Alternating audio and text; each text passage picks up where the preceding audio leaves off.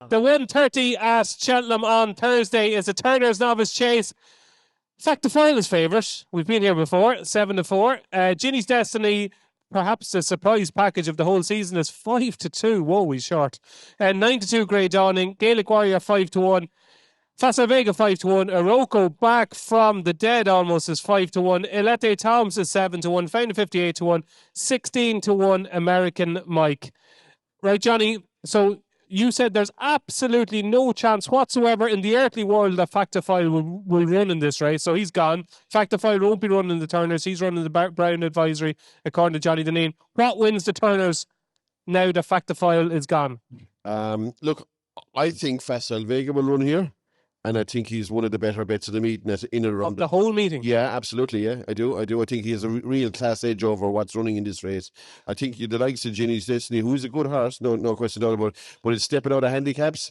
And this isn't the great race. This is not like Gaelic Warrior might run here maybe. I don't know whether he will or he won't. But Facile Vega with a Paul Townend on it, I'm hoping that would be, like, obviously if him and Gaelic Warrior turned up and he didn't ride it, you'd be having a rethink then at the same time. But just say he was the sole Mullins representative. He'd be favourite, wouldn't he? He would be up there with Ginny's Destiny. Yeah, definitely. I'd say he would. Yeah, I think he would. Yeah.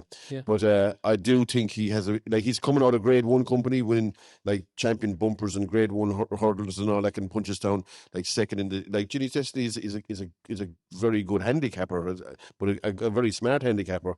But I would think that Facile Vega going to 2.5 miles, if they're on about him running 3 miles, obviously the 2.5 miles is going to be no issue whatsoever. I do think, looking at the betting, it looks like he's heading this way.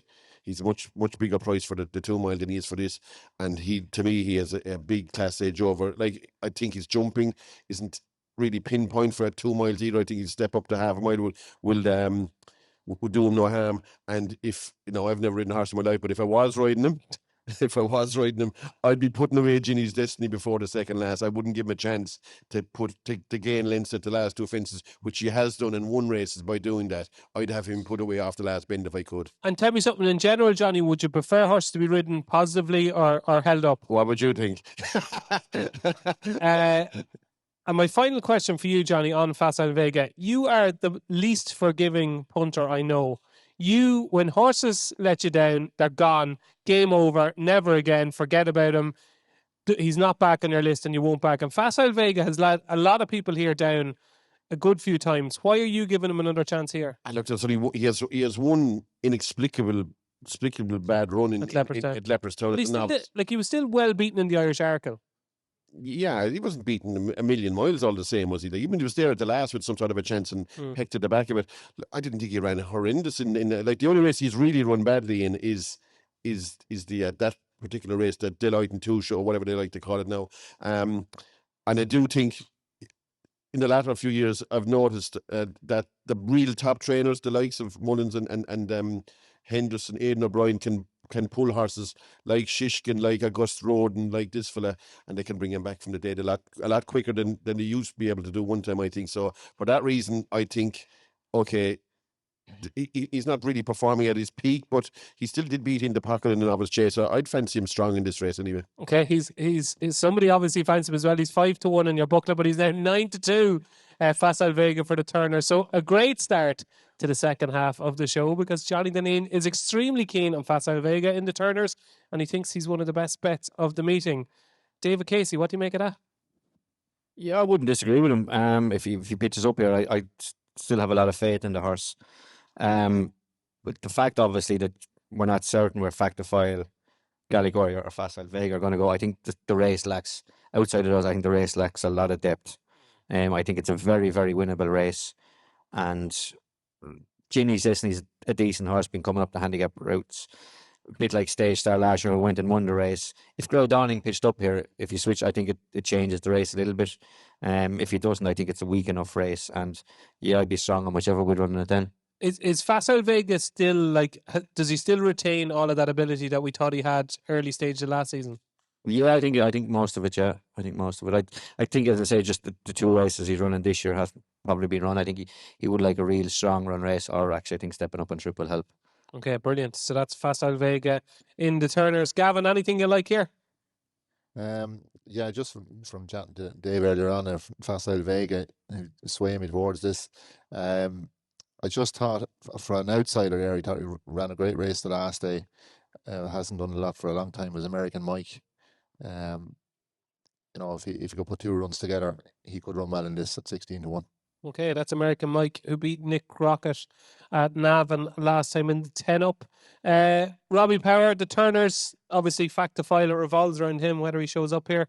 Anything you like in this? Yeah, no, I like Facile Vega as well. I said it earlier on about Paul Tyrone saying run him in the RSA. I think this is the race for him, up a half a mile in trip. He travelled so strongly in Leopardstown the last day, and it looked to me as if he just plugged away up the straight. I think he's crying out for a step up in trip. And I think if he runs here, he'll be very hard to beat. All his form over 2 mile has shown that he travels strongly and doesn't pick up. So the Mullins team are always, if it's not working, changing. I think they'll definitely change. I think Facile Vega will come here and he'll take plenty of beating. Okay, so there's a bit of momentum here as we're going along the couch for Facile Vega. Usually you burst the balloon, Tony Keenan. Are you going to burst this balloon? I kind of like the Nichols horse. Ginny's Destiny. Yeah, I think he'll drift now. I think he's as short as he can be at the minute, even with the fact that a lot of them aren't going to run. What do the notes say? The notes say that he's very good around the track, and he's, as Jonny has kind of said, that he's brilliant jumper.